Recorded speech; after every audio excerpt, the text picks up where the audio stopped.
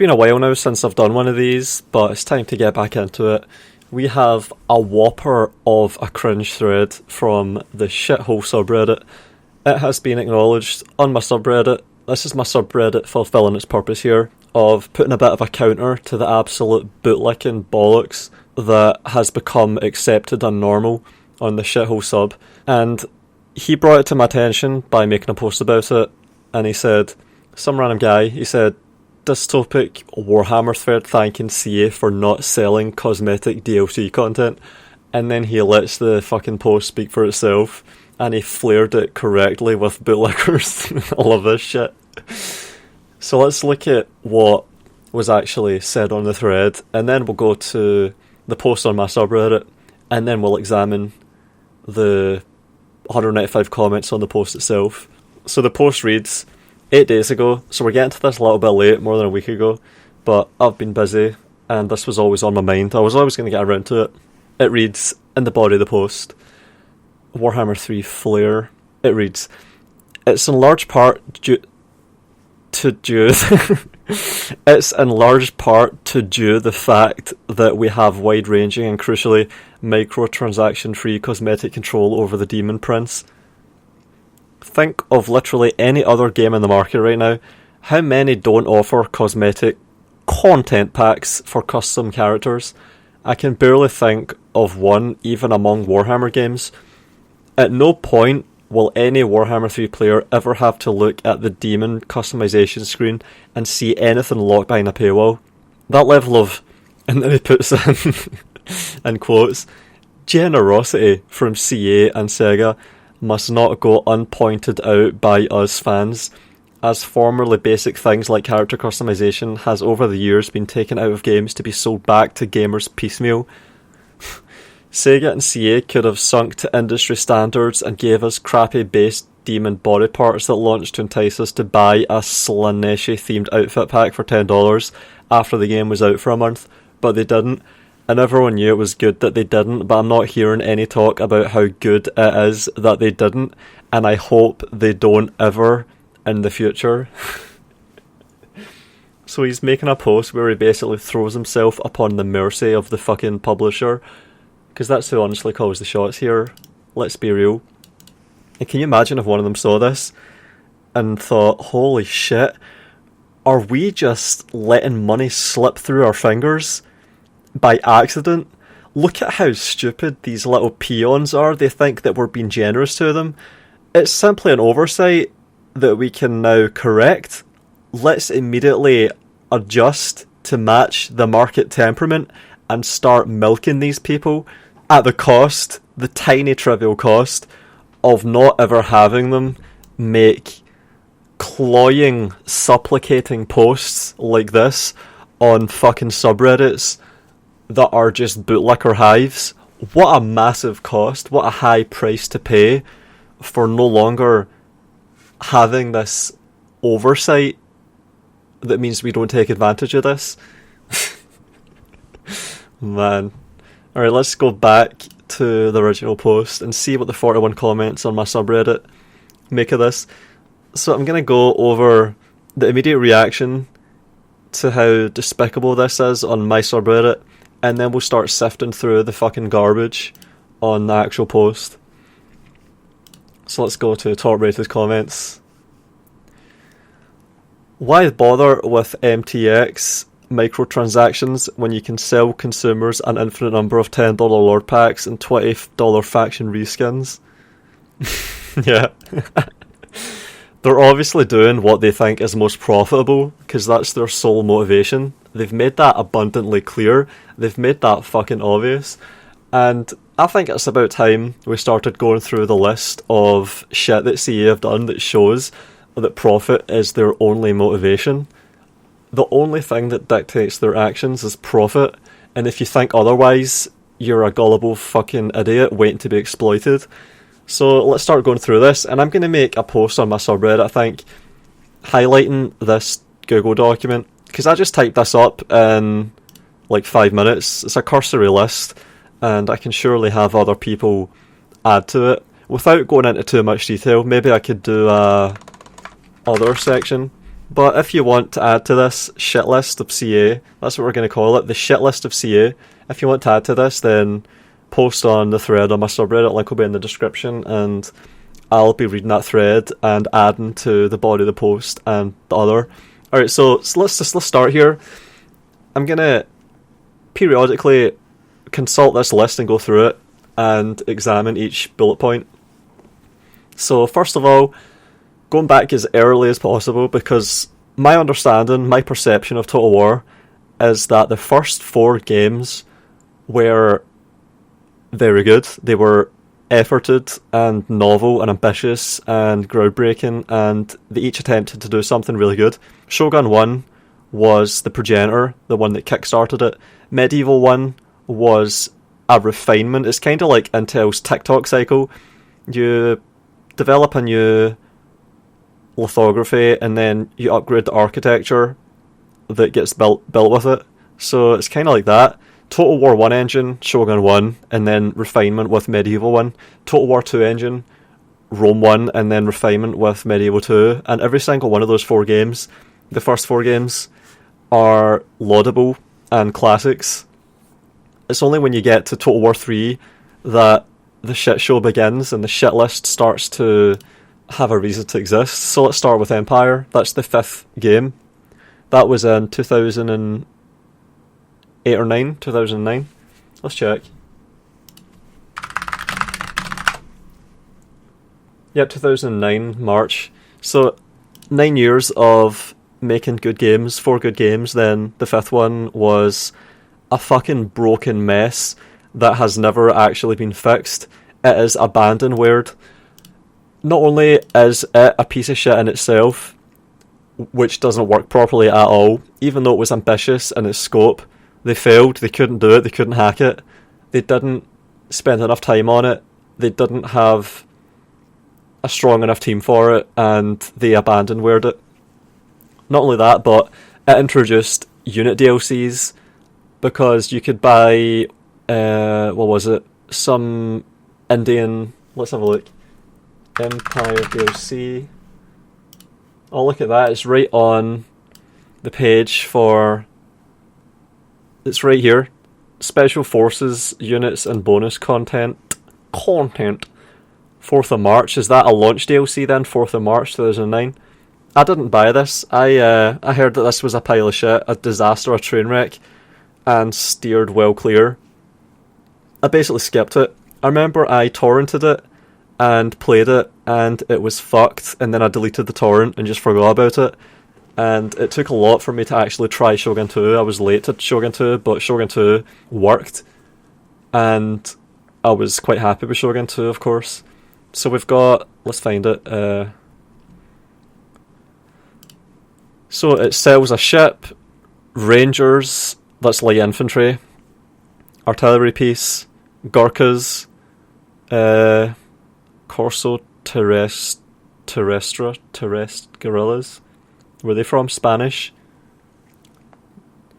Bulkley's regiment, French mercenaries, Death's Head hussars, Prussians, USS Constitution, a ship, a frigate, Dahomey Amazons, female only from West Africa. Oh nah, don't tell the fucking chuds, female only unit. Shit, red alert. Ahistorical, don't believe it. That is woke bullshit infecting my game. Get it out, get it the fuck out. So that's it, they were selling units and DLCs back in 2009 with Empire. Empire introduced that. Paying for reshuffles of the unit template, something modders can easily do and have done. Maybe it would be more difficult to create new ships, but everything else there is probably just a reshuffle, a reskin, and a stat shuffle, because that is all new units are in Warhammer. It's just reskins. You adjust on the template and print. It's like what Games Workshop do with their plastic figurines. You make a new mould and then you just print fucking thousands of them. That's what it is to make new units. Modders can do it. So that is the first misstep that Total War had. Empire being broken abandonware that introduced unit DLCs. which is cancer. It's fucking worthless. The value proposition of unit DLCs is in the gutter. Fuck that. So they started that over a decade ago, 12 years ago. Let's get back to the thread. Lord packs. Yep, that's where it is. Lord is the cringy Warhammer way of saying general. $10 general packs and $20 faction reskins. Yep, that's what selling new factions is. Duplicating the most similar existing faction and then adjusting accordingly to minimise the amount of work involved in making a new faction. Because another faction is not necessarily a new faction, just like another unit is not necessarily a new unit. You're just shuffling shit around. It means nothing. It doesn't necessarily add to the game or to the gameplay, to the player experience, to give them new units to have go around in the sandbox. You have to make the sandbox deeper. You don't make a better game by having the shallow puddle get wider by a tiny bit on its edges. And this is why I always say counting factions is for goobers, counting units is for fucking goobers. It's worthless and meaningless. It's a complete red herring to chase that. Someone else says, yeah, the other thing about the customizable Demon Prince is that it just highlights how sorely other features are missing, like an army painter. So you could customize your entire army as any faction instead of just customizing one hero unit as Chaos Undivided. Yep, so customizable Demon Prince. This is a system that isn't very interesting. Essentially what you're doing is a Saints Row type of changing your equipment, change the clothes that you're wearing, and it would affect a stat called respect, and that was like 10 or 15 years ago now. So you would change the aesthetics and that would be loosely tied to a stat that would be affected by it. So there would be a weird kind of loose association between them, and it wouldn't really affect the gameplay in any kind of a meaningful way. And that's what I see with this customizable Lord bullshit. And it's sort of similar to what you had in Shogun 2. In Shogun 2, you would unlock retainers and equipment. Like, you would have helmets that would give effects, and sometimes those effects would be a fear effect. I remember there was one that everyone wanted that caused fear. It's kind of like that with this. It's not really a new feature. We've already had this shit in Shogun 2 over a decade ago, like with the army painter that's mentioned here. We've already had a customizable fucking general, and we've already had a fucking army painter. But now we only have a customizable general. We don't even have an army painter in a fucking Warhammer game. So it's still a really ridiculous situation. And the suggestion that we should be paying for this, or that we should be grateful that we're not having to pay for this, is fucking ludicrous. Someone says, that level of generosity from C and Sega must not go unpointed out by us fans. Yes, us fans. I am a fan of the game. Yes, that is me. I am definitely not a PR person from Sega. I am a fan. Please read my post detailing all the reasons why you should thank CA and give them your money for the new game coming out. Sincerely yours, a fan, and not somebody from CA.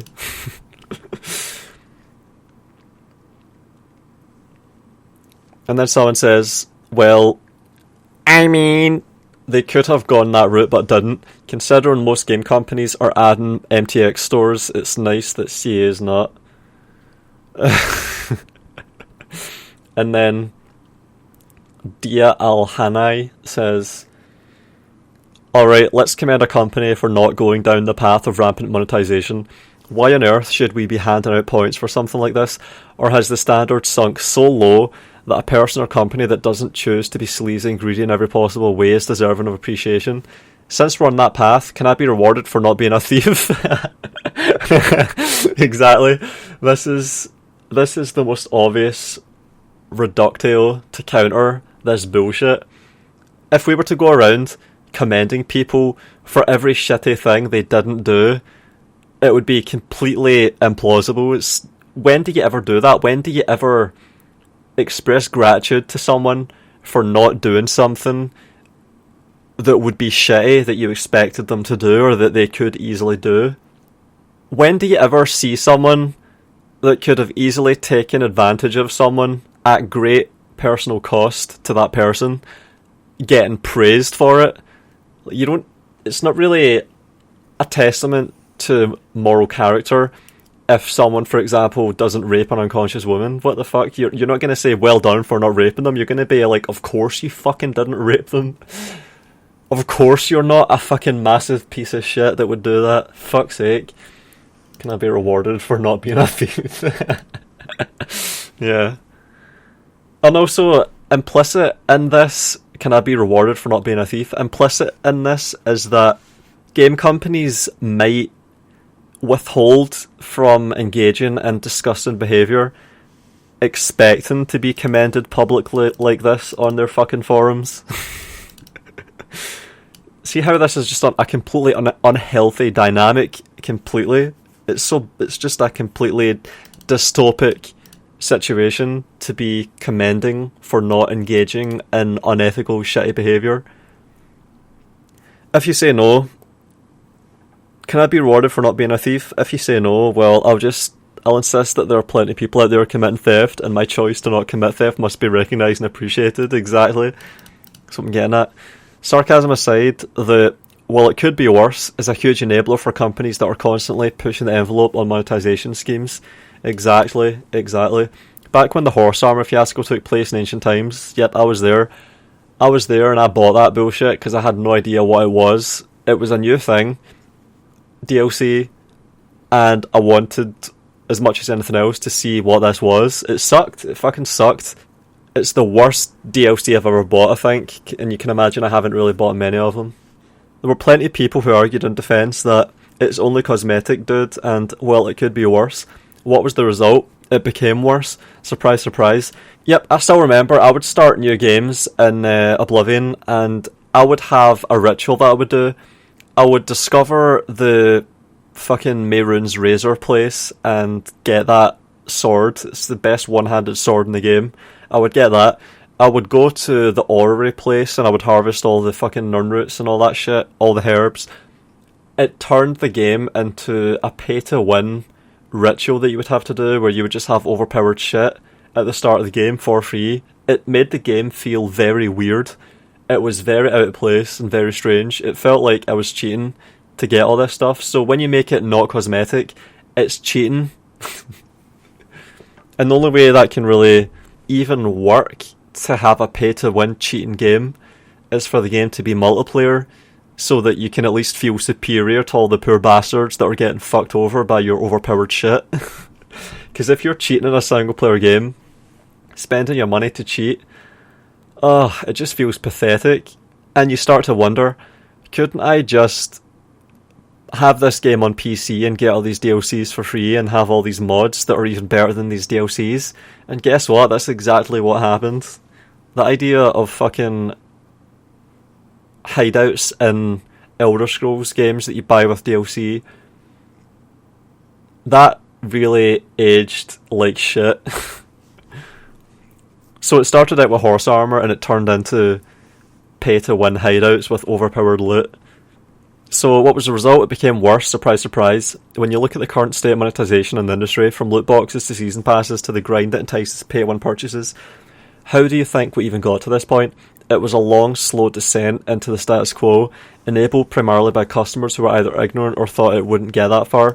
Yet people are naive suckers, and enablers, enabling naive suckers that get boiled like the frog, slowly boiled alive. It gradually gets here. The most obvious example is the day one DLC of Warhammer 1, where the video had like 95% dislikes, slowly going towards today, where you have a fucking ridiculous ogre DLC, identical situation, where it largely just flies under the radar without complaint. That is how the frog is boiled alive. You should be demanding more from these companies. I don't see why you, as a customer, should be making excuses for any of these practices. That falls onto their marketing, PR and legal teams, not you. Yeah. Oh my god. You're doing it for free. This is where the phrase, they do it for free, comes in. They do it for free. Oh, fucking suckers. And that's another example of the immaterial labour of the consumers being taken advantage of, being utilised. And it's all designed for this to happen. This is why they have subreddits, this is why they have Steam forums, and why they moderate them and control them. It's because they want to take advantage of these forces, these pressures, to alter the conditions and the perceptions. It's all deliberate. And this is completely ignoring the fact that CA is a greedy company that has demonstrated their willingness to very quickly abandon projects in spite of their promised support, their lazy DLCs and updates that rarely ever address core design issues, and their willingness to sell you what is mechanically the same game over and over again, just with a different paint job. They are not free of greed and corporatism, exactly. They're a really good example of it. So I read your comment long and hard because you raised some good points. Yes, we as consumers should be demanding more, but what you are forgetting, excuse me, I'll have you know that you forgot XYZ. What you're forgetting is that CA is a private company. Yeah, you forgot that, bro. You forgot that. You, as a consumer, had the right to either purchase the game and deal with it, or decide it's not worth your money and not buy it. Ultimately, CA has hired hundreds of people to produce this game and has taken the financial burden to develop it. Yeah. They employ the people and they buy the equipment and they rent the buildings. And they pay the shareholders. They file their financial reports and they pay their owners. The people they're accountable to financially. At the end of the day, a company can charge whatever they want for the product they created. Yeah, so might makes right. Just like a mafia boss can charge whatever the fuck they want for the shakedown money so that they don't have to smash the kneecaps of the shopkeeper. It's up to you if it's worth it. If it's not worth it, then consumers won't buy it. That's how capitalism works. Yeah, it works like shit. It works like garbage. There's no competition. They are the sole supplier. There's no price discovery. There's no supply and demand. There's a monopoly, and they're the only game in town. And they charge whatever they want, and it's entirely up to them if they want to charge more or less, if they want to lock people out or allow them to buy it. That's it. They control who buys and who doesn't with the price. I will praise CA for not adding an in-game store in which to buy stuff from. Almost every single game has that, and I think it's a good standing of CA to not do that. And then someone responds, CA is not a private company. CA is a subsidiary of Sega Sammy Holdings included, a publicly traded company on the Tokyo Stock Exchange which owns Sega and CA through a corporate web. Now you're speaking my language. That aside, there's a disconnect in pointing to CA's status as a profit-making enterprise of any kind, then even mentioning the supposed non-profitable goodwill on their part. Yeah, it shows the cognitive dissonance here. It shows how there's a bit of a doublethink going on. On the one hand, they are acknowledging, I think it's good of CA not to do that. And then at the same time, they're like, it's up to them to charge whatever they want for the product they created. They have a financial burden to develop it. They have all these people they have to pay. So there's obviously a conflict here that he hasn't really resolved in terms of how he thinks. There's a struggle going on inside his mind about whether he wants to just accept that they're ruthless capitalists, or if he wants to try and humanise and anthropomorphise them and justify them in terms of how they make their decisions. Like they're emotional. Like you have a relationship with them as a consumer. It's like a parasocial relationship. He's struggling to really think this through and get it sorted out critically. That's how capitalism works, and then I think it's good that they decided not to do that. So on the one hand, they are subject to capitalism, but they are benevolent. Got to resolve it. A company can seek profit and adhere to standards of ethics, yet whenever it's pointed out in the case of some that they are doing the former at the cost of the latter, someone for some reason will always inject, well, they are a company, and at the conversation as a thought-terminating cliche, this adds nothing. Yep. And then the guy that posted this initially responds to what this guy said and goes, I did not forget that C is a private company. Again, I do not understand why you, the customer, or the prospective customer, is bringing up this point. Are you a shareholder? Yeah, this is why I say LARPing as a shareholder. Are you on C's payroll? If not, you're the customer, and as the customer, your only concern is the quality of the product, service you're receiving. A company can charge whatever they want, and again, I ask you why you think I need to be told this, and why you as a customer are even bringing up this point. Yep. Acting and advocating against their own interests. And part of why I'm going through this is that it shows the mindset on display. I think some people from this original thread found their way onto my thread, because if you look here, it says discussions in one other community, and that's how some people end up finding my subreddit, because people on the shithole sub object to the bullshit that happens on here occasionally and think, yeah, this place is fucked. Is no one else talking about Total War? And then they'll just immediately see this and find my subreddit and find sane people.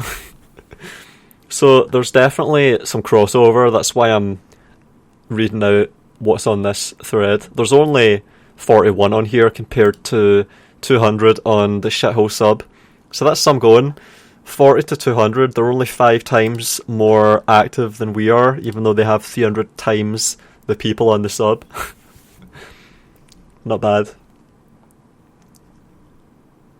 Let's find it. Secondly, your argument that CA should be commended for not implementing an in-game store works on the assumption that they actively altruistically choose not to do so. Exactly, they don't. Which you simply cannot know. As a customer, you cannot know for certain the thought process behind a company doing anything.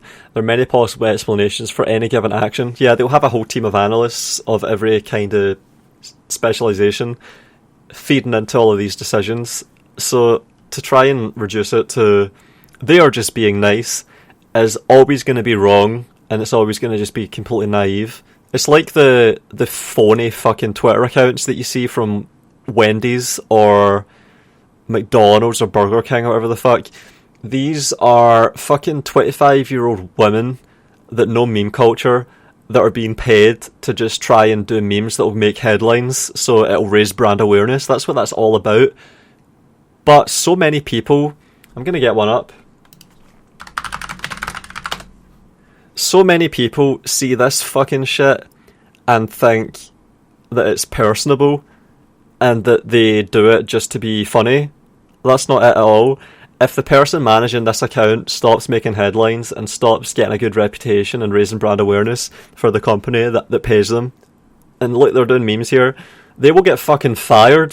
They will immediately get fucking fired. Let's see if there's any brand offs. Like, see what will happen here is Wendy's and fucking McDonald's, like, they'll have a rival and they'll agree to have a phony feud. You see this in wrestling. They'll have a fake feud that means that there's going to be headlines about both of them in the press. And I think this peaked at around 2016, 2017, 2018. It's kind of old news now, and people see through it, how fake it always was. But like 3 or 4 years ago, I saw these headlines and I was like, holy shit, look at this late stage fucking capitalism. Look at this phony fucking garbage.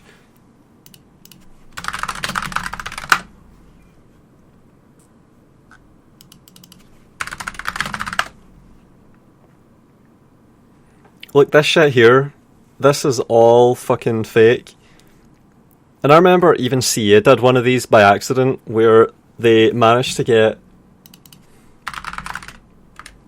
And look, here's one that CA did themselves. So this is a social media manager that is sitting on Facebook in the midst of people shitting on their games for being unoptimized buggy messes. And someone says, fix your games instead of making whack jokes, laugh mass off. And then they respond back with, sure, we'll put our social media manager onto the development team ASAP. And this pissed me off because my immediate reaction was, fire the fucking social media manager, fucking useless cunts, and hire more people to actually fix the games, because they're paying people to do fucking useless bullshit like this and get upvotes for it, instead of paying them to fucking fix their games and sell games, which is the whole fucking point. Likewise with this bullshit here, they're paying people to fucking make memes and jokes and do roasts that people can laugh at, instead of making whatever the fuck they're actually meant to make. Fucking CBD inducing patties of pink slime from spent dairy cows. So it's all just so fucking fake and does my head in. And when I saw it from fucking CA, a game company, it just reminded me of the Wendy's bullshit. I fucking hate all of it.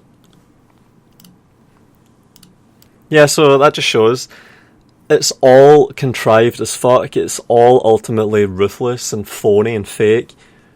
Almost nothing a company does can be explained without appealing to profit motive. Almost nothing. Even Twitter accounts with memes and jokes on them are only there to raise brand awareness, and they do it by having a fucking 25-year-old woman sitting on her ass fucking scrolling and posting mindless brain-dead memes, and she does it with fucking dead eyes and a flat expression behind a Wendy's fucking icon. It's all just so fake. The only concrete information you have to work on is within the game itself. Does CA implement in-game stores in their title? No. Do we know why that is the case? No. Therefore, you cannot commend them for the lack of an in-game store, while they possibly could be refusing to do so out of altruism or fear that it would damage their brand. Exactly, it's all about the brand. They'll only do it if they've determined that it won't cost them money, ultimately. Everything is just about building brand and building profit. Their brand is the most valuable thing they have. It's also just as likely that they are simply too stupid to realise that they could capitalise on the opportunity to boost their margins further. Yep, and this explains a lot of it as well. There should be something like fucking Daya's Razor, where it goes, any failure by a company to widen its margins can more readily be explained by ineptitude than altruism. It makes no sense to commend them for this, considering you don't know their motivations or rationale for doing so. Yeah, exactly. It's like your good nature is being taken advantage of. You're trying to find the more palatable explanation instead of simply withholding judgment or contemplating more cynical ones. And see, it does have a track record of failing to take advantage of lucrative opportunities. Look at the record-breaking sales 3K at launch, and then look at how CA capitalised on it with a wasteful DLC plan, including a DLC that had a new campaign set barely 10 years before the start of the base campaign, and the 8 Princes DLC set in a time period controversial to some Chinese. Regardless of what their intentions, ethics or goals are, CA does not have a track record of properly capitalising on financial opportunities, and given that it's well within the realm of possibility that they could make great returns on implementing an in-game store, but they're so mired by stupidity or ignorance that they aren't even aware they could do that. Whatever the intentions or philosophy, it's not something that should be commended or rationalised lest you want standards to decline even further. Yep, pretty much. You shouldn't even be saying these things. It's so fucking perfidious that people can say stuff like this. This is one of the things that you should just never say. By your own logic, so he's responding to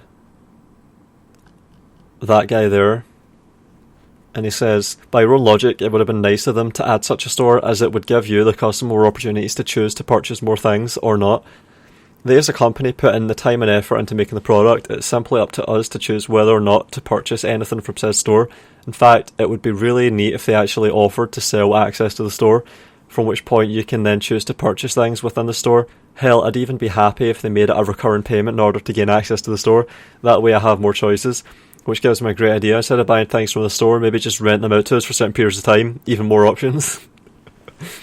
Wait, super good idea. What if they made a whole platform, call it a mega store, where you pay for access to, recurring of course, that allows you to choose from a wide variety of different types of stores, each with different things to buy or rent. That would be so awesome. And then they could even have different tiers of quality for the things in the store too, and then they could, or, and hear me out on this one, they could make a product called a video game, and they sell it for a one-time price with all the intended content in it. And when they, as creative assemblies of people often do, come up with enough new ideas and features, they release it as part of a new game for another one-time purchase. Wouldn't that be fucking nice? Yeah. Nothing's for granted though. They may as well start doing it sometime later. Well, as long as they aren't, I'll be grateful for it. There certainly are worse companies out there. Like the one that they're joined at the hip to. Just because the shit is not on fire like the rest doesn't mean it doesn't smell or taste like shit. If the best argument is that there are worse out there, it shows that there's nothing positive at all, but only weak-ass comparisons. Yeah, exactly. Imagine you're a kid that's getting your fucking lunch money stolen, and then the guy stealing your lunch money says, well, there are worse people out there than me. or there are bigger bullies out there than me. Or the battered wife hears for the husband, there are worse husbands out there than me. Some get murdered by their fucking husbands, not just battered. Oh my god. I agree, C is an angel compared to the abomination that is Activision. The AAA market is almost completely garbage except for the occasional game, and that includes CA. Yep. I agree, C is an angel compared to the abomination that is Activision.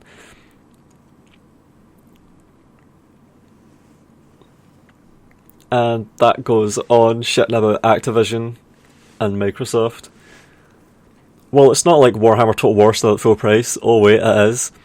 Yep, and that's a game from 2015 or 2016 that's since been abrogated by Warhammer 2, and is about to be abrogated again by Warhammer 3. So not only is Warhammer 1 obsolete, but the game that obsolesced it is about to be obsolete, completely obsolete. So is The Witcher, Red Dead Redemption, numerous other titles. Generally, if a game does well, it rarely goes on sale, and if it does, it's nominal. Witcher 3 is on a 70% discount every sale, which takes place almost every month. Witcher, Red Dead are very good games, something Warhammer's not. Warhammer has made close to almost $1 billion. To be exact, I'd call that pretty good, wouldn't you?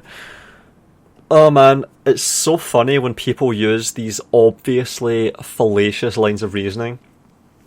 Alright, so McDonald's Big Macs sell more than any gourmet plant-based patty that's fortified and healthy, even though McDonald's patties are made of low-grade spent dairy cow antibiotic pumped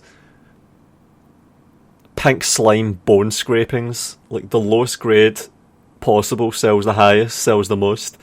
Also, Shawshank Redemption was a box office failure at first, and it only became a success later. So it's just such a fucking obvious fallacy. People should just look up a list of fallacies and just think, holy shit, I should never be caught doing this, because whenever someone does such an obvious fucking fallacy, this is the Marseille's fallacy. It's almost identical to the argumentum ad populum, appeal to popularity. Wisdom of the crowds. The majority knows best, majority rule. People vote for fucking Trump, for fuck's sake. Fuck off with this absolute nonsense. I use the term good games, that's completely different from commercial success, exactly. Commercial success is fucking irrelevant. The most obvious example people give of this is modern music is fucking dog shit compared to insert your favourite period. Also, plenty of games end up on sale in spite of being popular or well received. This piece of information means very little on its own. Consider that alone the retail price of a game has the tendency to entice purchases that would not have occurred otherwise, both by making it affordable to some customers while improving the perceived value in the eyes of others. There's a reason fast food outlets can offer you cheap food while remaining incredibly profitable. The profit margins per order or menu item are extremely small, usually in the single-digit percentages. The model is based on catering to as wide an audience as possible, making up for the small margins with sheer quantity of sales. Yeah, exactly. How much is McDonald's going to make on every beef patty that they sell? A few cents. The medical bills that result from it are going to exceed the profit that's generated for McDonald's. That's how fucking bad it is. This model is periodically adopted in other industries, usually during periods of low sales. In the case of the video game industry, the vast majority of purchases occur within the first few weeks of a game coming to market. Following this, it's common to see even financially successful games having their retail prices slashed. Why?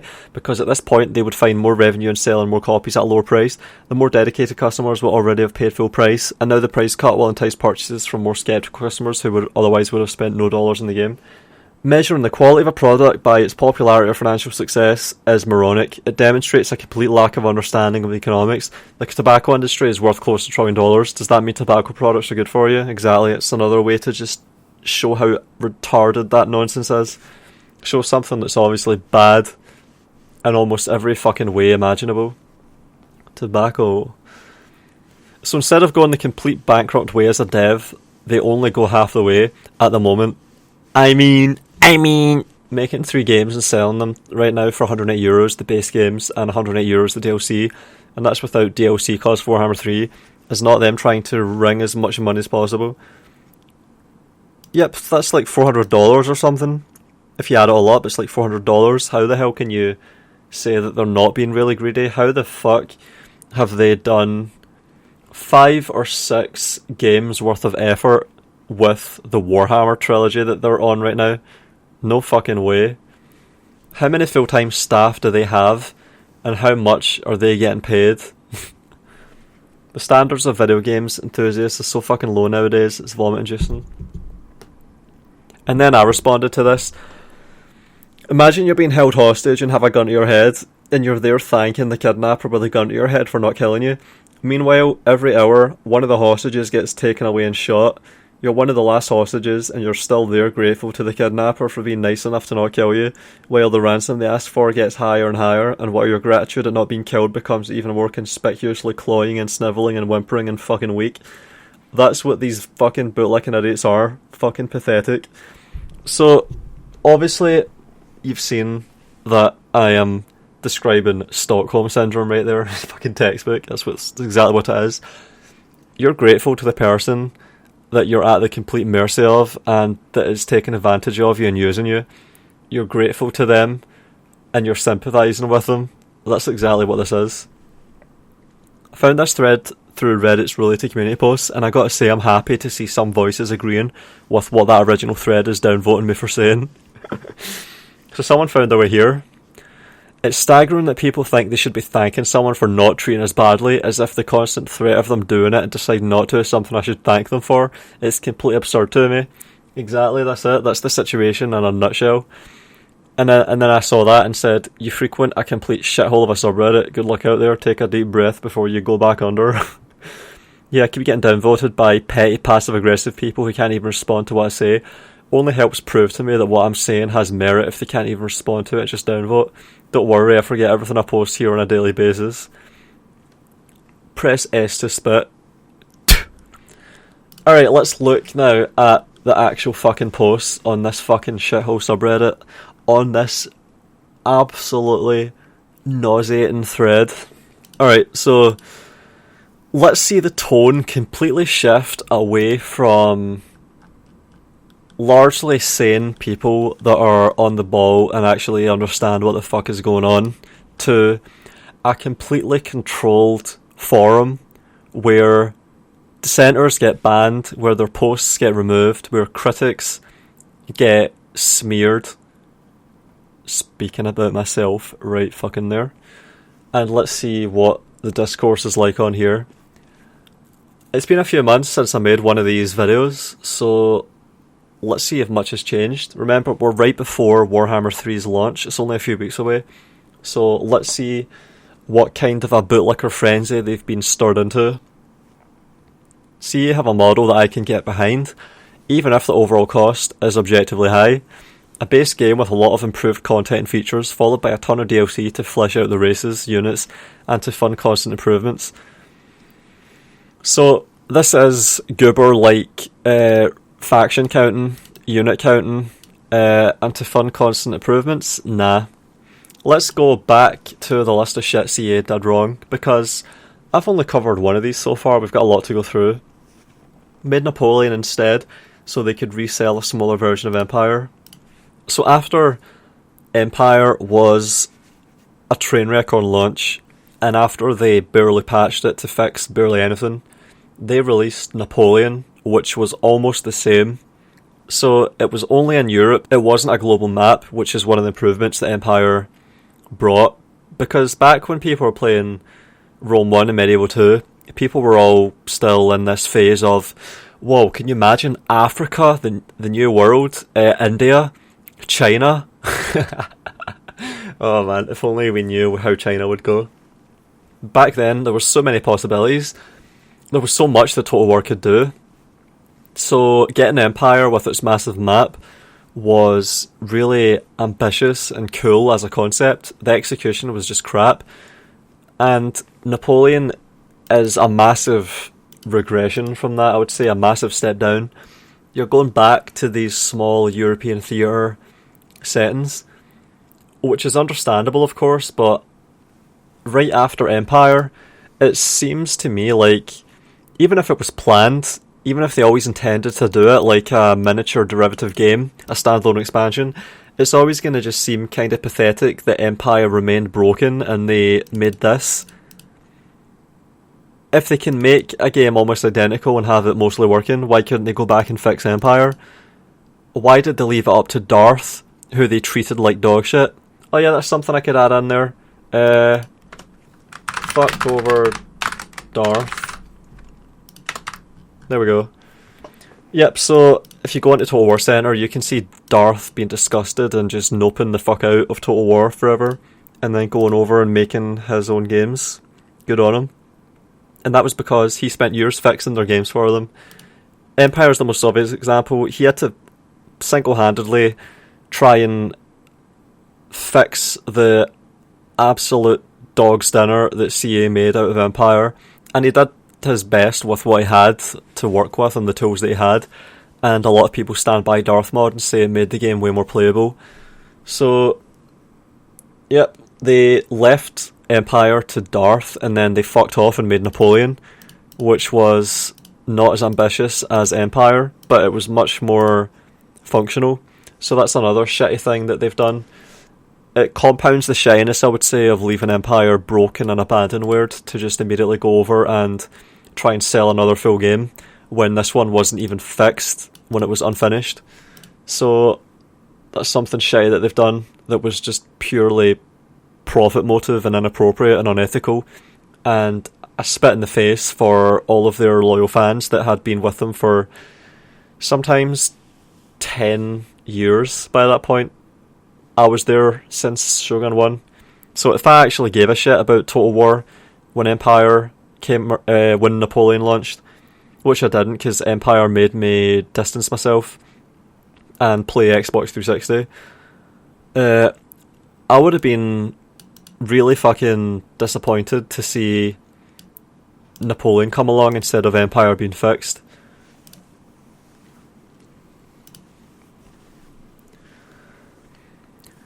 CA may not be perfect, but they certainly do, especially in the last couple of years, produce extremely high quality content. Nope. I can easily show that's not the case. There's already problems with Warhammer 3. You can see that buildings don't even have collision meshes.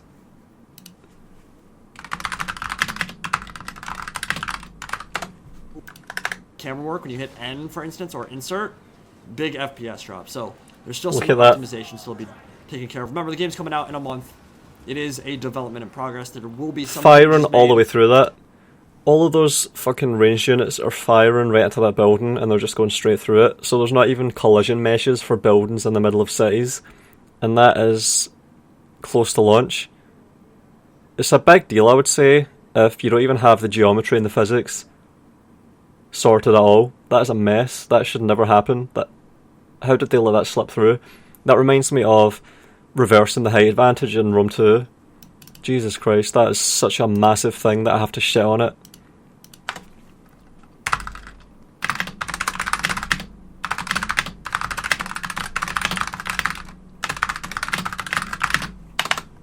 There we go.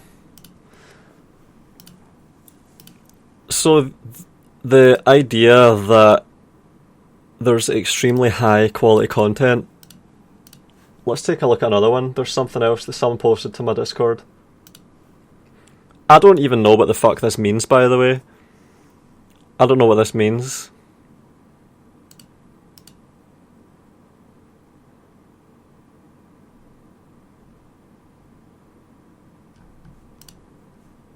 Someone forgot to lock up the gate? Can I literally walk through? Oh, man. Come on. Come on. Someone forgot to lock up the gate?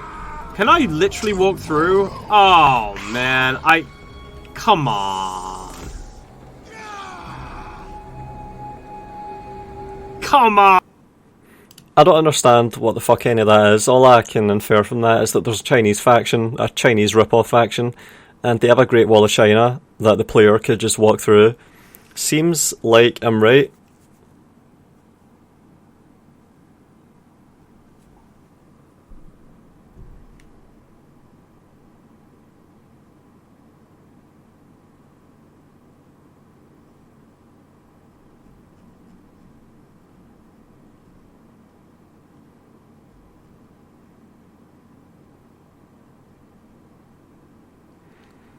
And then if you scroll down, people are saying, hopefully CA can see this and fix it before launch. It makes me less optimistic though if it's persisted through 3K to this game.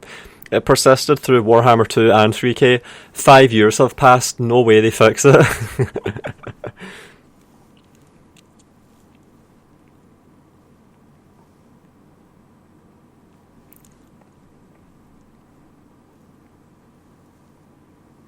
Also, that reminds me of another thing.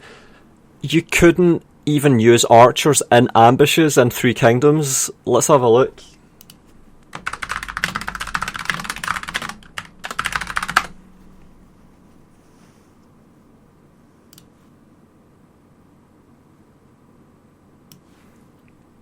Yep, look, here is.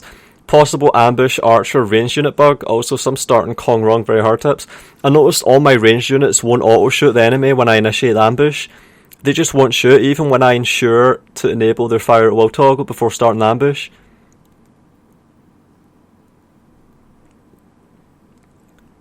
This was not fixed for at least a year.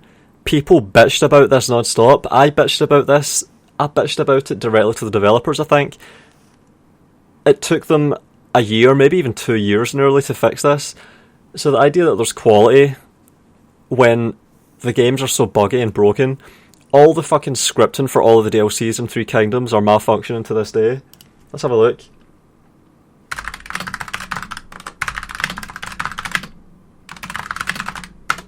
Look at this here, 1.7.1 bug fix.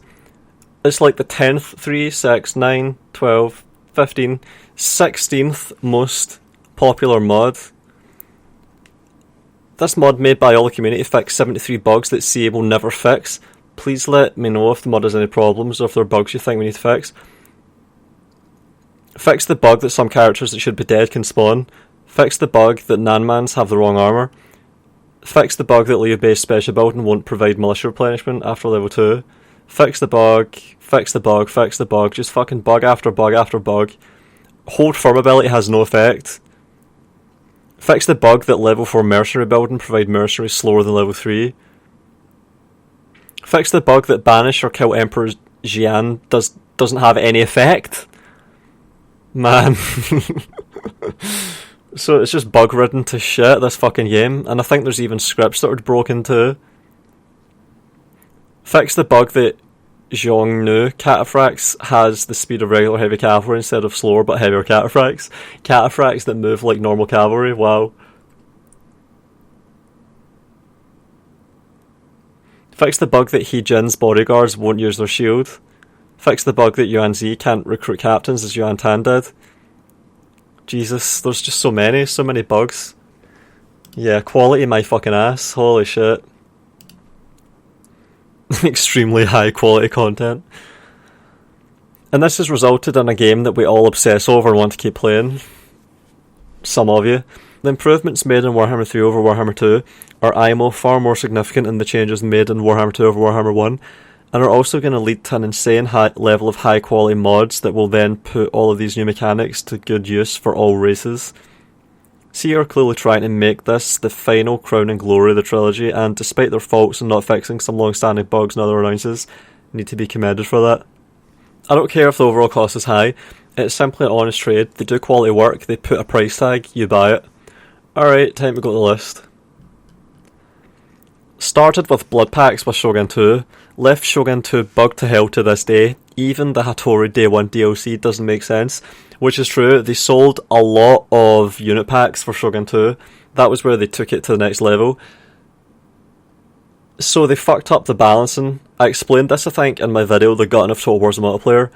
They fucked up the balancing, and you can see that most clearly with Hattori Kisho Ninja, where the unit is nerfed compared to regular Kisho Ninja. It has less ammo. It just doesn't make sense. It wasn't thought out. It wasn't done properly. You need a fucking workshop mod to fix that. So there's something else. No manipulations on loot boxes, no overpriced cosmetic crap. Anything you earn in the game, you get it. That reminds me of the Beasts of War DLC for Rome 2, where the units were functionally pretty useless and it was just a cosmetic meme thing, just gimmick units. And in terms of loot boxes, what about Arena? Wasn't Arena pretty much a loot box seller?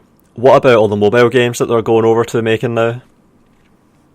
I hate live service stuff with a passion because it significantly hinders capabilities of game makers.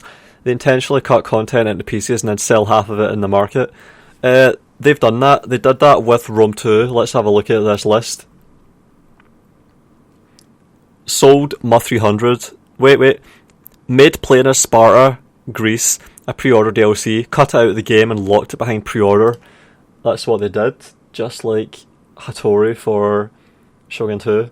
Another day one DLC. That's perfect. It comes right next on the list. So, for a game that needed 20 patches and was still shit after 20 patches, they cut out Sparta, which is the 300 meme factor, and used it to market the game. So they enticed people into pre-ordering a broken fucking worthless game, and they did it by cutting a piece of the game out. So this is completely fucking gormless. No manipulations. How about tricking people into buying a broken mess by appealing to 300 and its meme factor? Quality work? Bullshit. No way was Rome 2 worth it to anyone. It still isn't worth it. It's a shit game, and I've proved it with videos on my main channel.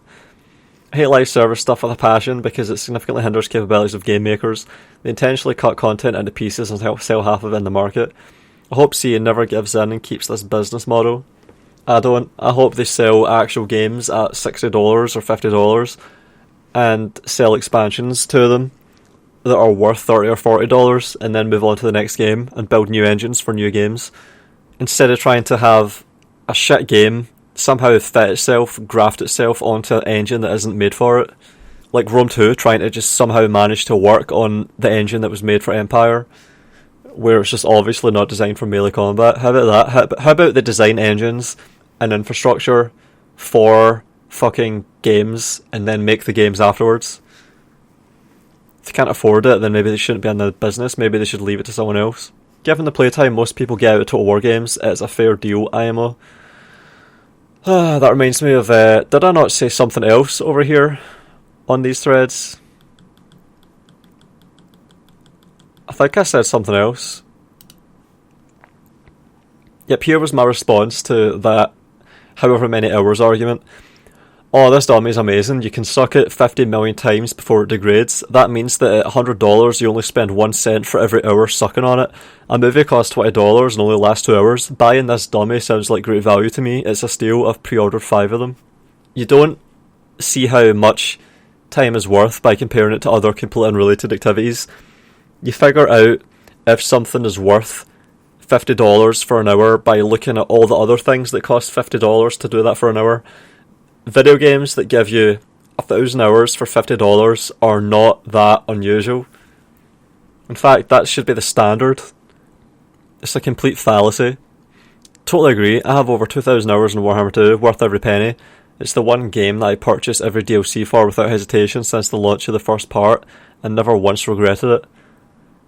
All I can see here is that you have really low standards, and that you just make it really easy for them, and that you are not a pressure towards improvement. You're just happy with what you get. Consume product and get excited for next product. That's you in a nutshell there. I'm just here and I'm just happy to be here and I'm just happy with everything I get. I will not complain. I will not ask for more. I will not expect better. Fine. Same, I'm about to cross 2,000 hours and I've never finished a campaign because my ADHD is so damn bad, but it looks like they fixed the biggest issue I've always had with playing with the auto-manage ability being added to cities and lords in the third game. This is not ADHD, this is a problem that these games have where no one ever finishes campaigns. They've acknowledged it during interviews with YouTubers. They're aware that people never finish campaigns. They can see that in their internal analytics and data. They harvest data and they can look at this stuff and figure out. You can even see it if you look at Steam achievements. No one has achievements for finishing fucking campaigns in Total War games. No one ever does. It gets boring after the first 20 turns because you can steamroll the whole fucking map. Games like Shogun 2 did progression well. Empire threatened to do progression well, I think, with technology that unlocked abilities that are unique, that are systemically implemented. It reminds me of games like Thief, where you would unlock new kinds of arrows that you can use in new ways. You can't really unlock units to use in new ways in these modern games because there are not really very many ways to use units.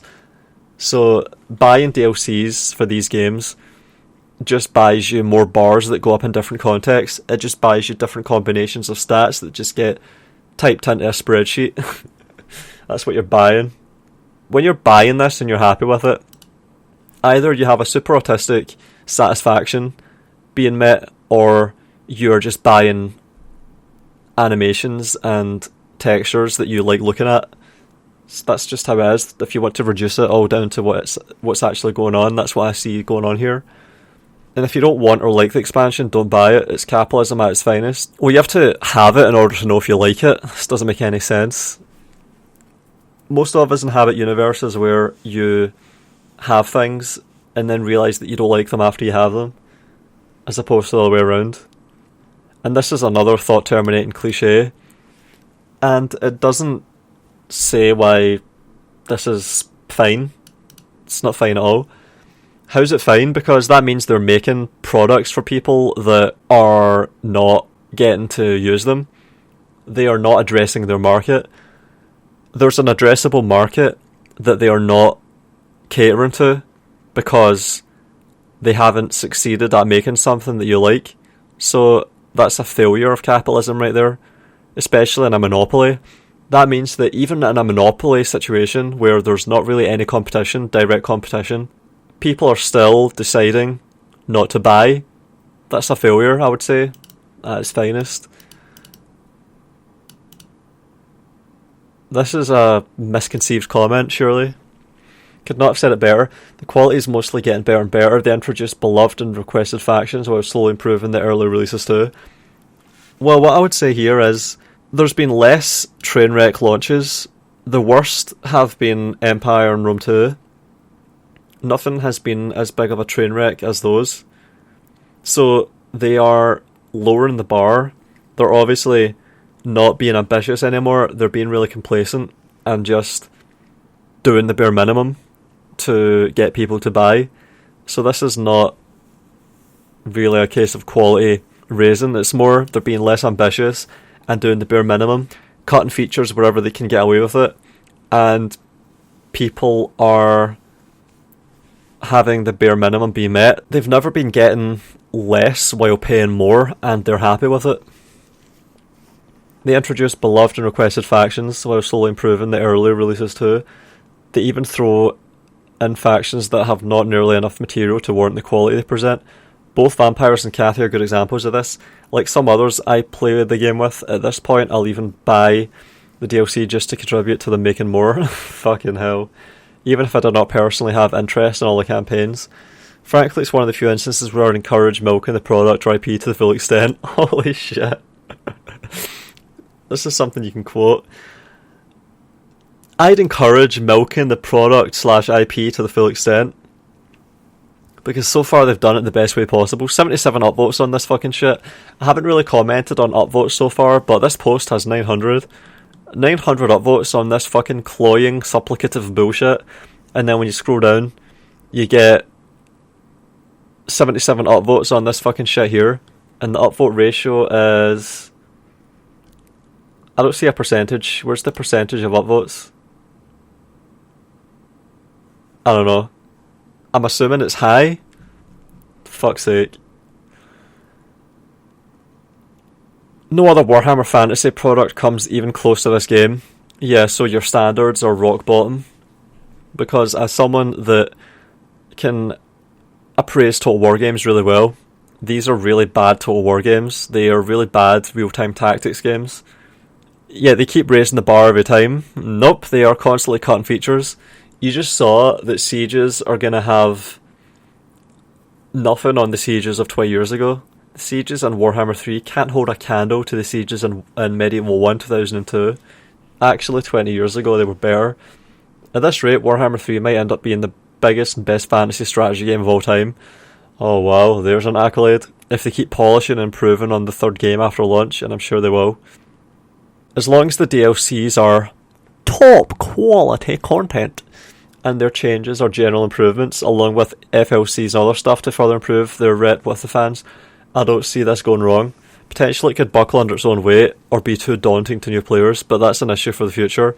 Yeah, right. So far these are the most streamlined, simplified, shallow, and accessible Total War games ever made.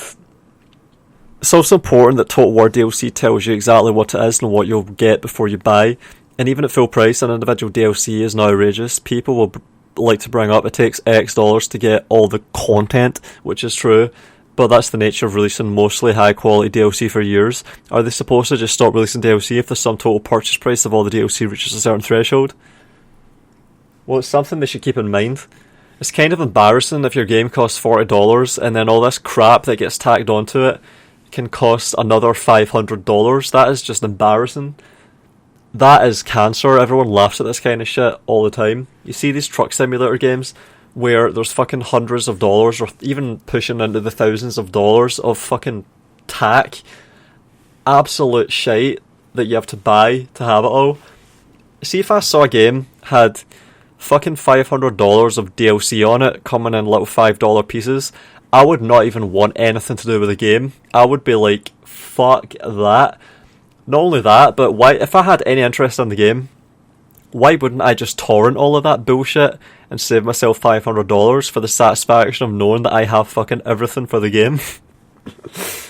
Not that I've ever done that, because I don't usually have anything to do with games that have all that DLC. I can't remember the last time I gave a shit about a game that had more than like 3 or 4 DLCs. I don't think I ever have.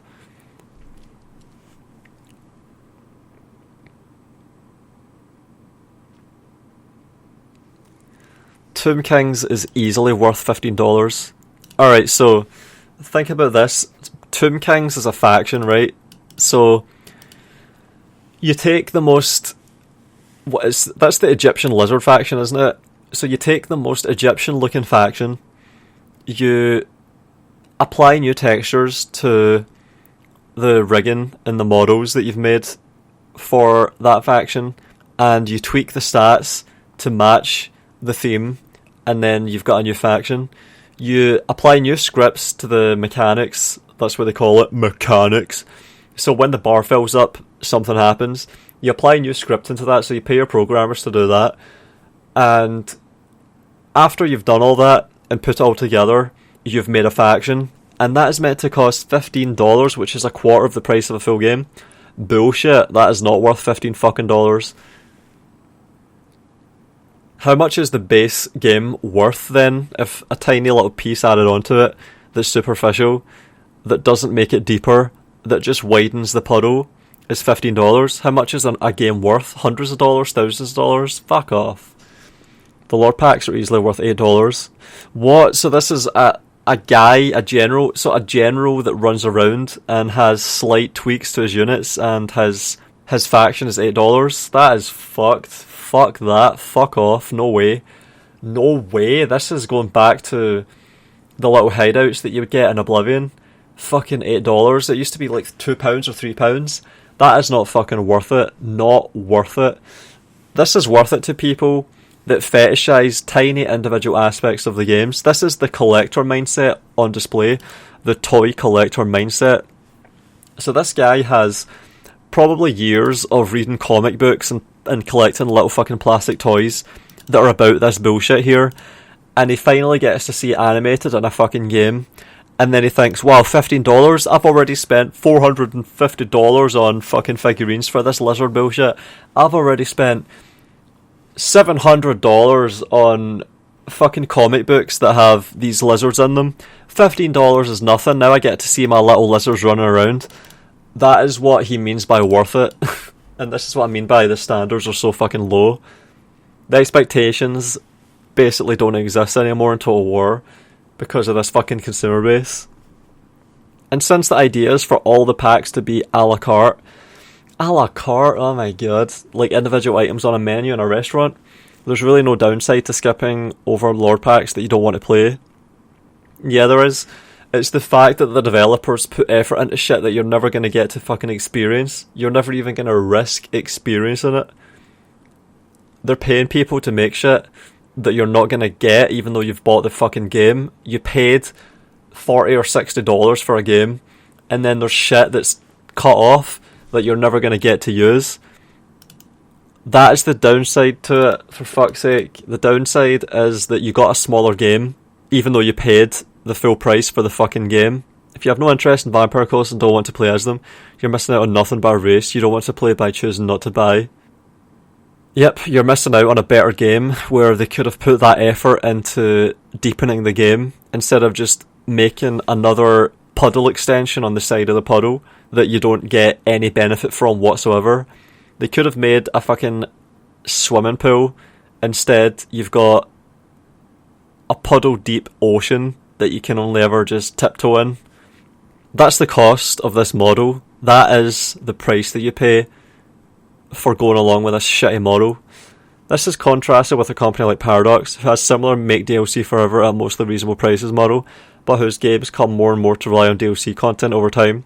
Yep, exactly, because just like here, they are frogs being boiled alive, they go along with it, and people that do it for free defend their bullshit because they're fucking fanboys. It'll be the same cancer, the same AIDS infection. Yes, you can play Crusader Kings 2 without DLC, but you'll be missing half the content that the base game has come to revolve around. Yep, so it's cancer, it's fucking garbage. My experience on Warhammer 2 playing as, say, the Empire will be identical whether or not I own Twisted in the Twilight. My experience will be enormously different playing as any Dynasty in CK2 if I'm missing any amount of DLC. Yep, so it's shite. It's all shite. This is whataboutism. Shite everywhere. Acknowledge it as shite. Don't say, but over there they are lynching Negroes. Acknowledge your shite. It doesn't get you anywhere to point out stinkier shite somewhere else. IMO. The DLC situation with Warhammer is A++. Fuck you. Holy shit. This is how you prove that you're a fucking teenager. It's expensive to own it all, but you really, really don't need to own it all. The stuff that they sell is actually fun and interesting, and there's tons of information about each pack available before you buy, so it makes it easy to determine if a given pack is up your alley. If I know exactly what I'm getting going in, and I'm happy with it, then putting a fair and reasonable price tag on DLC doesn't feel bad at all. You see, if it was fair and reasonable, it should cost pennies, and it should be added on to the fucking base game at the base game cost. Instead of paying $60 for the game, you should pay $70 for the game, and then everyone should get all of the support. But they can have a more exploitative model where they risk releasing incomplete, buggy, shitty games that are never truly finished. It's a lot safer to do it like this. They choose the more exploitative route. They could release a complete game that everyone can play a little bit later that costs a little bit more, but instead they release a bare bones base game that barely works, and then tack on pieces that they can market endlessly and repeatedly and extensively, and they milk the fuck out of these games. So A++, my fucking ass. Fucking bullshit. The Lord packs are easily worth $8. It's basically two new short Total War games for $8. Race packs are even more so. So you can see how the perception is around factions and campaigns. This is how these people think. People think of Total War games as something that you play through once and then you're done. They're really disposable, shallow games. People have been playing Shogun 2 for 2,000 hours by playing fundamentally the same faction over and over again in endless different ways. So the idea that you get a new game from a new faction is laughable. That is not how you play games. That is not what a game is. That is not what a new game is. This is such cancer. 50 not votes on this fucking shit. Playing without DLC can be really fun. Skaven with no DLC is like a completely different experience. And if you want replayability, bam, DLC. The thing about big Paradox DLCs is that they drastically improve and expand the game. Playing vanilla Civ 6 versus the latest big DLC feels like a different game. Yep, so this, I can't comment on this because I don't play these games, but DLCs for Total War do not drastically improve and expand the game. The game stays fundamentally the same. It really is like having a new skin on the figurine. So you use the same mould and the same plastic, and then it comes out and you paint it a bit differently, and then you say that they're different when they're really not. Yeah, my only real complaints with CA are how they handled the beginning and end of Three Kingdoms, and this is way lower in the annoyance list, how the Lizard Men always were sick and fiddle in their DLCs and never had their faction mechanics updated.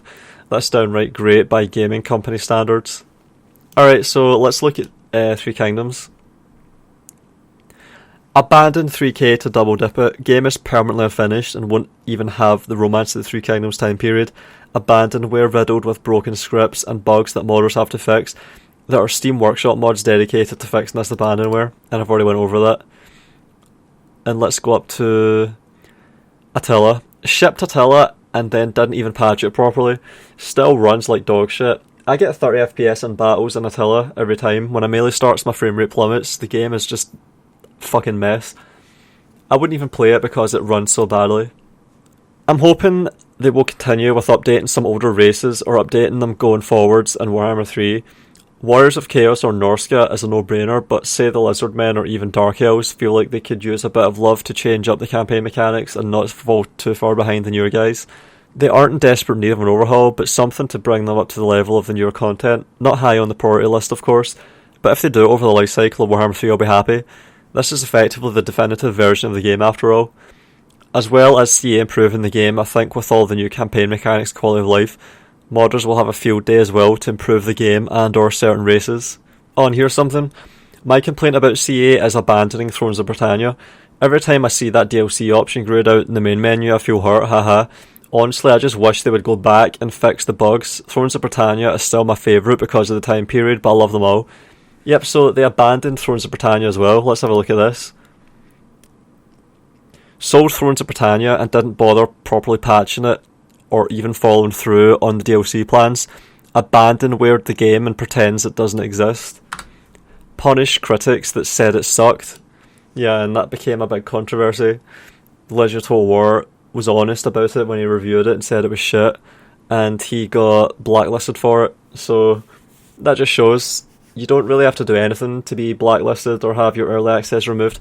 All you have to do is be an honest critic in the sense of saying their games suck, and you will be punished. So they're extremely unethical. They're so ruled by profit motive that they're willing to fuck over their reputation forever by being known as the game company that punishes critics for critiquing them. That is how much they care about profit motive. They're actually willing to have their brand suffer for the sake of profit like that. They're willing to take extreme risks with their brand and whether they'll improve or kill their reputation. And this is something that's weird as well. I don't know what he means here about the DLC option grayed out in the main menu, but does that mean that they were going to make DLC and they decided not to do it? I think that's what he might mean. Because in Rome 2, there's a little money bag with the number 11 beside it. It's funny that they decided to do that. I still like to joke about this. There's a fucking actual money bag on the main menu of Rome 2. A bag of fucking money, as in we want your money. And it has the number 11 beside it for fucking 11 DLCs. It's so laughable, holy shit. Then someone says, I agree they deserve credit for the things you mention, and the price is fair currently. But I disagree CA should be credited for not selling us each god skin separately. What the fuck is a god skin? That would be crazy, and not doing it is the bare minimum. I'm at the point where some of the games I play are straight up predatory in their monetization, so I'm willing to give praise to companies that are fair with it. It should really be a given, but it isn't in practice. What the fuck are companies going to do with your praise? How about instead of praising companies that don't do horrible bullshit, you shit on the companies that do horrible bullshit? Why the fuck would you ever give praise for not being predatory when it might, as we've discussed, be a complete unintentional oversight that they're not being predatory? What if praising them for not being predatory makes them think, oh, you're right, I could have been doing that all along? This is backwards fucking nonsense. Every time you see this, fuck this. Call this nonsense out every time you see it. There's also genuine nice things CA does. Like what? The fact that every DLC is 1/3 free content that you can use whether or not you buy the DLC is huge. What does that mean? Does that mean that you can come across the faction in the campaign and you're up against it? What the fuck? I've had games, very good games, that I've put a tremendous amount of time into, restrict access and new features if you hadn't bought the DLC or even break because you can't update to the new build without it. Yeah, and that's fucking cancer as well. Fuck that. Garbage. Games I play are straight up predatory. Stop fucking playing them then. Yeah, but that's exactly, you should stop playing them. Fuck's sake, it's masochistic. Cycle of abuse bullshit. Let them rot and flourish as something... What? Let them root and flourish, as something gamers deserve. Don't give them even a player count boost. Oh, and this is the guy on my subreddit. People nowadays can't take a stand for anything. When they actually have a chance to do something and stand up for their own ideals and ethics, they don't, because they think that it doesn't matter. Yeah, learned helplessness. They've been conditioned into thinking it's not going to make a difference. You see it all the time with all kinds of bullshit. Voting in elections, people don't vote because they think, oh, there's no point. That's voter suppression right there. This is what happened in Mexico in 1988, the most fucking obvious example where the cartels actually suppressed voting. That was covered in Narcos, which is a good TV show. They actually engineered the results of an election by showing false results and making people just not even get off their ass to vote because they thought, oh, there's no point, we're going to lose. And in Scotland, our fucking election was rigged as well by all the propaganda. So people that would have voted for independence ended up not bothering because they thought that they were going to lose. And they did lose. So it's a case of, if you think you're going to lose, sometimes you will lose if you could have done something about it. The entire collective could have worked together to achieve something, but they didn't do it because they didn't think everyone else would. So it's self-fulfilling, learned helplessness. And when everyone thinks like that, it obviously stops to matter because that's how they all think. Yeah, exactly, so it's self-fulfilling. And they got downvoted for that, so upvote for you. But there is a scale of fairness, let's say, and the position of Paradox, for example, doesn't change the position of CA in the scale. The way you look at it, you're measuring the relative distance between Paradox and CA and not their distance to the neutral value. Exactly, it's so slanted. The fucking Overton window of the conversation is fucked. It's totally skewed. That's fair, but I also consider CA to be on the positive end of that net scale. I'm not just giving them credit because everyone else is bad. It's like celebrating someone getting a B in a class because no one else in the class has gotten higher than a D in 15 years. It's not super impressive in a vacuum, but it's not a bad grade by any means and definitely stands out in the career context. Well, it's more like saying everyone has had a fucking F, so this guy that's got a D is way better and we should give him praise. Absolutely not. It's fucking worthless. He could have easily had an A if he just fucking studied and tried, but he didn't. He decided to just look at all of these people that have Fs and think, oh, I'm going to do the bare minimum, and I'm going to put in the least amount of work that I have to in order to distinguish myself from all these fucking scumbags that are all losers and junkies and failures. Fuck's sake, that's how you frame this. That's what's actually going on. And also, there are kids that are getting fucking Bs and Cs and As out there that are doing this properly. Look at all the indie developers that make actually good games. They study all on their own. They don't even have anyone helping them in fucking study groups. They study all on their own and they get good results. Give them fucking praise. Why the fuck are you giving attention to the dunce that got a D? Fuck's sake. Oh, I agree. CAs in the positive scale, they are great, and the comparison only flatters them further. I'm happy that CA are giving us shit for the time being, but I know it's only a matter of time before they don't. Months, years. Well, that's disregarding how they completely can Three Kingdoms, exactly, and they get downvoted. Let's have a look at this again. Marketed Troy by saying reintroduced features from 2 decades ago are actually new. Long grass and switching weapons. Yep, this was something that me and all the YouTube partners in their Discord pointed out. There was a bit of a collective simultaneous outrage at how they tried to market long grass as being a new feature when it wasn't fucking new at all, because Rome had long grass in 2004, had long grass, scrub, forests, they had it all, and even had swimming, something that we haven't had since. Barbarian Invasion, the expansion for Rome 1, allowed people to swim through water. It was a navigable terrain type for some units. Swimmers, like peasants and light infantry and archers, they could swim through the fucking rivers in the game. So that's something Troy did. CA marketed Troy with a complete myopic blind spot the size of the legacy of the franchise by claiming that introducing long grass was introducing a terrain type that they've never had before. Completely embarrassing. Don't even know the franchise as well as the YouTubers that shell their games out. Silly. Specifically, what part of the handling of Three Kingdoms has rubbed you the wrong way? Oh my god. In the dark and getting upvotes for it, no one corrected him. You've gone up and down the thread at talking about Three Kingdoms, but you have to be specific if you want to actually dialogue. Yeah, play dumb or else be dumb. Holy shit. The game got 6 major expansions and was under active support for 3 years. That's absolutely massive support compared to the industry average. Just because it had less overall support than Warhammer 2 doesn't mean it was lacking. The game got abandonware before it even got to the Three Kingdoms period. The game is bug-ridden to shit. The fact that someone can get upvotes for being completely out the loop and clueless, or at least act on the part of being as such, shows that this subreddit is a shithole. No one has been willing to call this guy out. 7 days ago, 4 upvotes. He's been allowed to sit here with his 2 paragraphs of completely skewed nonsense for over a week without correction. It's been allowed to stand. It's like I said, they do it for free. Even someone working at CA wouldn't be caught dead saying something as stupid as this. Something as completely off the mark as this. Something as slanted as this. Oh, now it's getting good. Look at this. Everyone else is mugging you, so you thank the next person coming up to you for not mugging you. And guess what will happen? You'll get fucking mugged.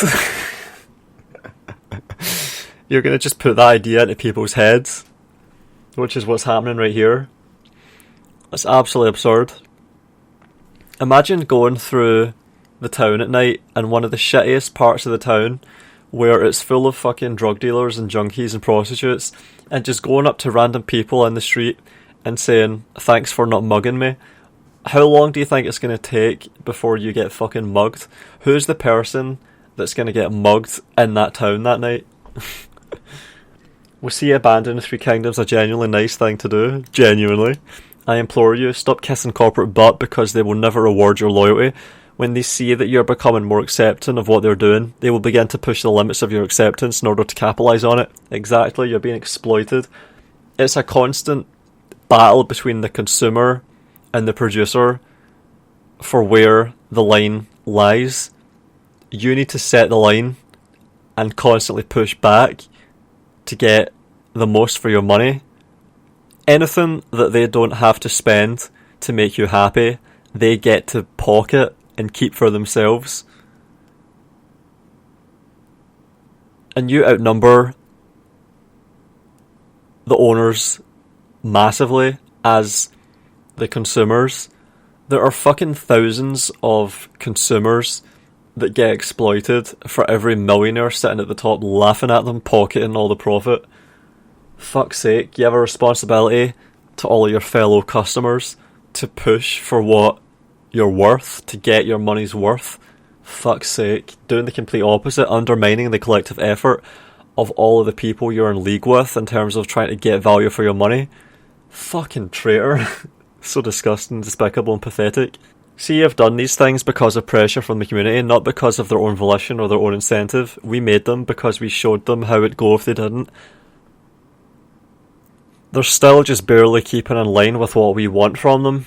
Sure, it's nice that they're actually doing these things that they should have been doing from the start with or without a reminding them. The latter is why you should never be loyal to a company. They will push what they can get away with, and only a matter of time before a company screws up enough to start entirely losing their minds. EA, Ubisoft, Activision Blizzard, Riot. Yes, you're right. And he got -3 for that. He got downvoted for fucking saying this, for being sensible. Fuck's sake, no wonder he found his way onto my post. So he would, if he wanted a reprieve from being gaslit by these fucking bootlicking losers. Yes, you're right. They actually listen to feedback and take action on it. That's the correct way to do things. And we, the community, made them realise that it was not them, and nobody should be thankful for not being mistreated. It's like thanking criminals for not being criminals. They shouldn't be criminals to begin with, so there's nothing to be thankful for. And this is one of these thought-terminating cliches coming up now. We have to remember, these companies are made from actual people, though. You don't pay their salary, you buy a product, and then the publisher learns if it makes a profit on what they spent or doesn't make a profit on it. The people at the company get paid no matter what. They've already been fucking paid. If they're not getting paid properly, it's not your fault, it's the fucking publisher's fault. And the publisher only cares about their share value, and the publisher doesn't even own the shares. The shares are publicly traded, and they're not even held by people either. They're fucking in derivatives like index funds and in 401ks and in pensions. It's all just a financial system. There's no people that you have to be sympathetic towards on the other end. It's all just a cold, ruthless, disconnected system. If you made a mistake based on your judgment of work, even though you were trying to do the best for the company, it would be right for them to give you feedback and then you make adjustments. Yep, so how about you start doing that by critiquing when the games are shit? How about everyone does that? How about this subreddit stops existing and gets replaced by a proper forum that allows that to happen? Because so far there's been almost nothing. People have been gaslit for being honest about what they've done. They abandoned Three Kingdoms. People bought that game expecting to finally get a Three Kingdoms period. They said they were going to do that, they intended to do that, and they didn't do it. People have been misled, and they never had a proper apology for it. What was that phrase they used? Looking forward to the future or something? It's time to look forward to the new. Away with the old and look forward to the new. Extremely graceless. I'm not disagreeing with you, but as someone who lives and works in the corpo world, there's no perfect way of doing things. And this is called a nirvana fallacy. Because there's no perfect solution, all shit solutions are equally good, or we can't make any improvement on the current solution, or there's no point complaining about how things currently work. Nirvana fallacy to cap off the comment, to end the conversation. It's funny how many of these conversations end with an obvious fallacy. Type of fallacy, leave a smiley face. Absolutely agree. High cost entry, but what you get is a huge amount of content and replayability, not to mention an insane modding scene as well. Honestly, with the state of gaming at the moment, I've been much more drawn to similar models. Total War Paradox games, a lot of sim management games, Anno 1800, RimWorld, Factorio, City Skylines, etc. All these games you pay once and you have lots of base content plus mods. You can also go back and play them after a break and they feel fresh again. Anno 1800 is a good game, and this is an interesting one for me because I thought it was good. And I was surprised that it was good because it came after 2205, which sucked. And I was initially put on Anno by Anno 1700. No, Anno 2070. And I really liked Anno 2070. So it went really good game, shit game, good game, with Anno 1800 as the final good game. But Anno 1800 has all these DLCs, and it completely put me off playing the game ever again. Because I played through it near launch, and I thought it was really cool. Had a lot of fun. It reminded me of 2070. But when I looked at it again, like a year later, I noticed that all of this DLC had appeared, and I just lost all interest. Because there was no way that I wanted to pay, like, what would it have been, like £20 or £40 or £60, I don't even know, in order to be up to date and have the full experience of the game. So I've just never played it since the first few months after launch now, and it's all down to the DLC. Not only have I not bought any of the DLC for Anno 1800, but I have not even played the game since the DLC came along, and I'm less likely to ever buy another Anno game ever again, because I saw the amount of DLC that they're pumping out and all the season pass bullshit. It put me off the game, it put me off the franchise, even though the game itself is good.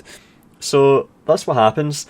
Even if games are good, the policy, the DLC policy, can be so shitty that it puts people off the franchise forever.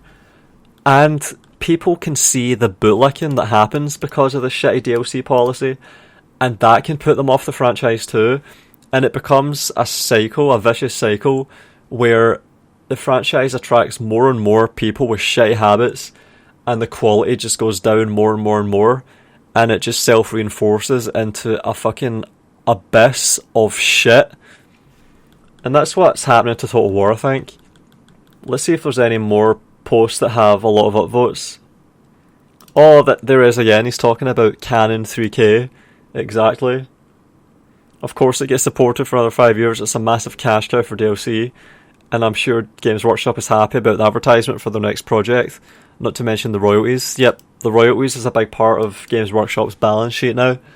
That's what they're trying to do. They're trying to move away from figurine selling, physical, and they're trying to digitalise the entire IP so they can make money out of just simply having copyright patents on fucking drawings and comic book cartoons and shit. So it becomes completely IP, completely ideas. It's just an idea estate now. Games Workshop and Total War sold out to that shit. People are incredibly naive and gullible. Yep, see this guy Orange Comfort, he's just absolutely tearing them a new one all over the place here. Look at Ubisoft, Activision, or Bethesda, Riot. They don't care or are even outright hostile to you as a customer, and anyone who thinks otherwise at this point has deluded themselves. Yep, you see it all the time. Game fucking PR people, game developer, marketers and public relations people do the equivalent of just telling their customers to fuck off straight to their face. I think someone at DICE said, don't buy our game then if you're not happy with what we do. Like, they actually said, don't buy our game then, which is the last thing that you want to ever say to your fucking customers. Just don't buy our products then. It's suicidal. It shows how brazen they're getting. It shows how rotten this industry is, that it started to become normal. I think the shittiness of the whole situation with Gamergate and all of the fucking 4chan incels and the alt-right and all that bullshit enabled that kind of an atmosphere, and that was their pushback against it. I think CA had one of their own events like that because of that fucking Arch Warhammer dickhead. I think someone at CA that I think might be fired by now said, basically just copied the line of the DICE employee and said, just don't buy our games then if you don't like it. So it shows how hostile they are. And of course the one I pointed out earlier, where they posted on Facebook and said, yeah, we'll put our social media manager onto the development team ASAP, completely disrespectful and flippant to someone that was basically saying, fix your fucking game, you shitty developer that sold fucking broken garbage. It shows how low things have gotten. The standards are just so low. People have such low standards and have such little self-respect that they're willing to buy garbage and be spat on while they do it. That is the AAA game industry in 2022. I can get behind the DLC philosophy. The cost is high, but the cost per hour played is minuscule. It's the same lines they all use. See how the same thought terminating cliches, the same fallacies, the same shitty lines. Alright, we have upvotes here. I mean, by the time the game ends development, they will likely make 5 times the money from DLC than they do from launch. Yeah, exactly. That's the model. That's an acknowledgement of the DLC pipeline model, and that is down here. Marketed Warhammer 3 with sieges that are inferior to sieges we had 20 years ago, selling the same game for the third time at full RRP with intent of it being a DLC pipeline. All future games are intended as DLC pipelines that are double or triple dips of games that are fundamentally all Rome 2 reskins as of 2022. Sums up right there. That's the situation. At this point, I've come to accept I can't play every campaign, but I will still buy every DLC to support them. I just play the factions that are most interesting to me.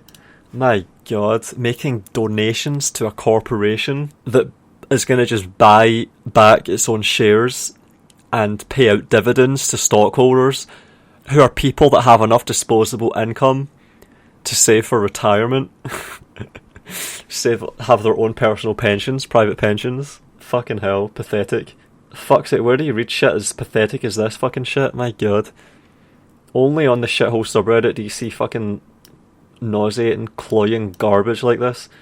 Alright, we found something sane. It's always funny when someone gets downvoted when they are the original poster of the thread. That happened on a previous addition to this playlist. Oh, I remember what the playlist is called now. The Escapades of the Shithole subreddit.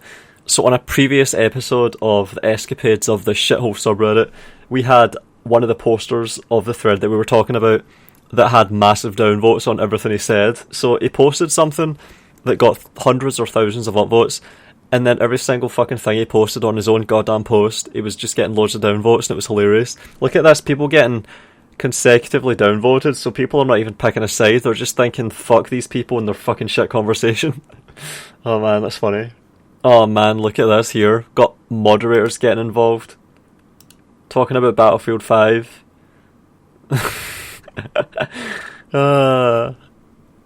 And here is a sane post that somehow collected a net positive of upvotes. Let's not normalise praising major corporations for not making our luxuries in life even worse when not one of them has even hinted at this sort of thing. Please. I'd strongly disagree with the sentiment. Strategy games are pretty much the last bastion of game genres that don't include microtransactions. Any way of making it clear to developers that we as consumers want it to stay that way is a good thing, IMO. And you do that by refusing to fucking buy it and saying, don't ever fucking do this. You don't give them weak, supplicating, grovelling praise at their fucking feet, saying thank you for not doing this to me. My god. So backwards. You're right, if only consumers told 343 devs they don't like the microtransactions in Halo Infinite, or anyone made extensive videos about Fortnite or CSGO and done research about how bad loot boxes are, and the importance of displaying probability about the likelihood you get an item worth your money. Oh wait. I really hate this sentiment, and I know it's because of the broader gaming culture around microtransactions and the harm it has really brought, but we as a community really shouldn't praise anyone or anything for having no stance on something. This isn't a post that is praising C or Sega for taking a firm stance against microtransaction, and this is an important point. They have not said that they will never do this. For all the fucking idiot that made this post knows, they could intend on doing this right now. They could be planning on doing this. They could plan on having NFT microtransaction DLCs for fucking cosmetics with loot boxes. They could plan on doing fucking all of it. They already are making shitty mobile games with the Total War brand. So they could be planning all this stuff and we would have no way of knowing that they're not. Maybe you could even look at CA's recent hiring, and find them advertising for people with cryptocurrency expertise. Who knows? You could maybe even catch them getting in on this stuff right now. I can't say that they're not doing it, I haven't checked. But this guy's right here, they haven't even taken a stance against it. They could be moving to do it right now and we wouldn't even know. But we would have these nauseating threads appearing, praising them for doing something that they're planning on doing right now. They're currently making moves to do. It's such an embarrassing situation.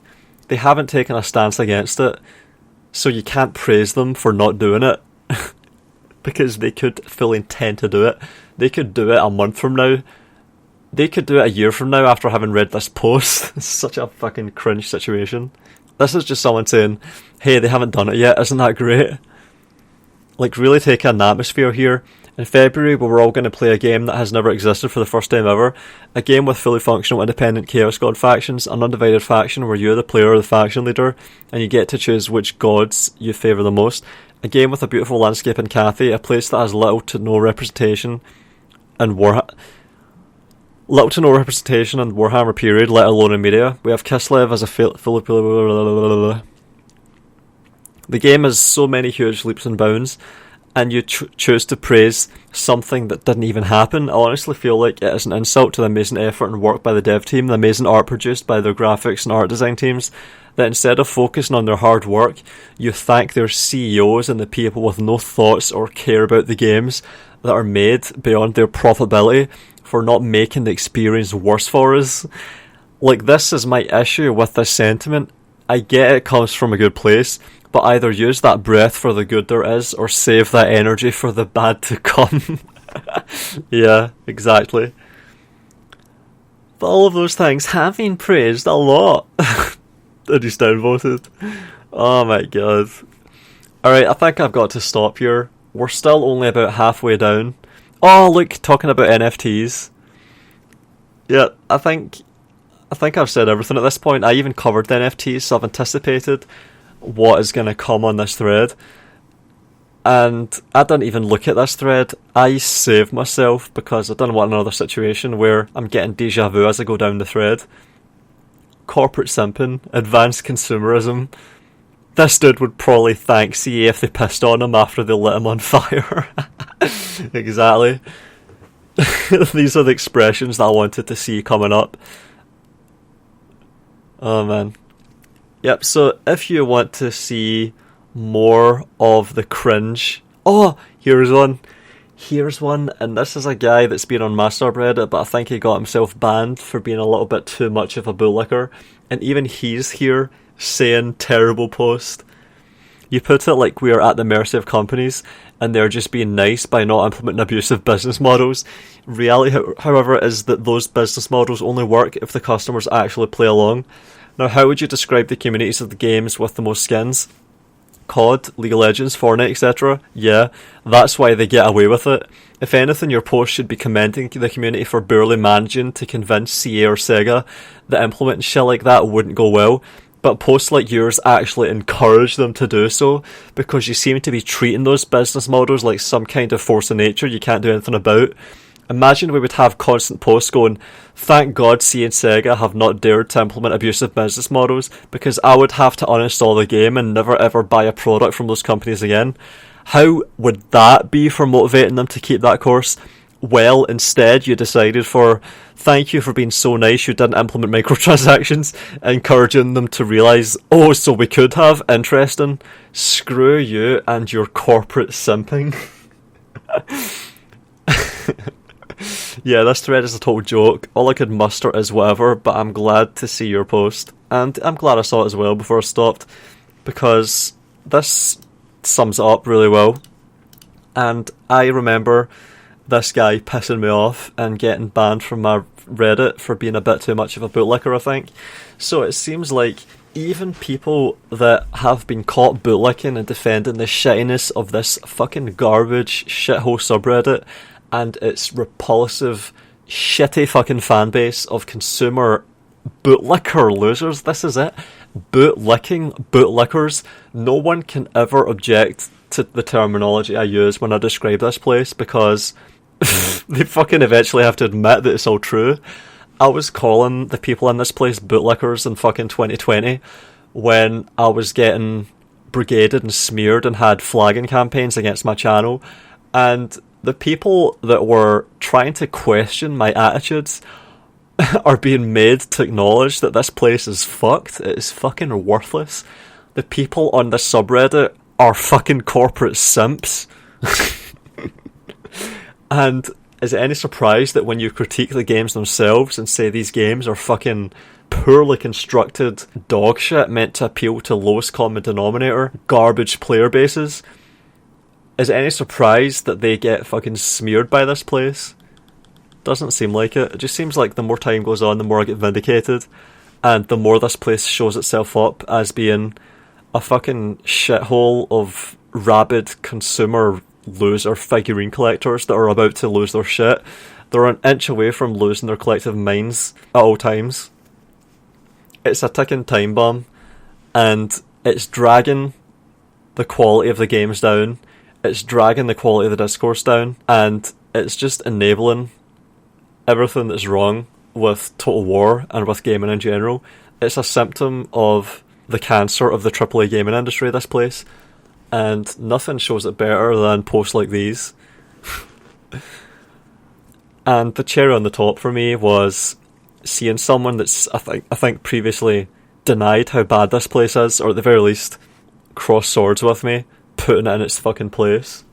And I'll leave it there. Thanks for watching. Plenty more to come on my main channel though. Getting close to launch.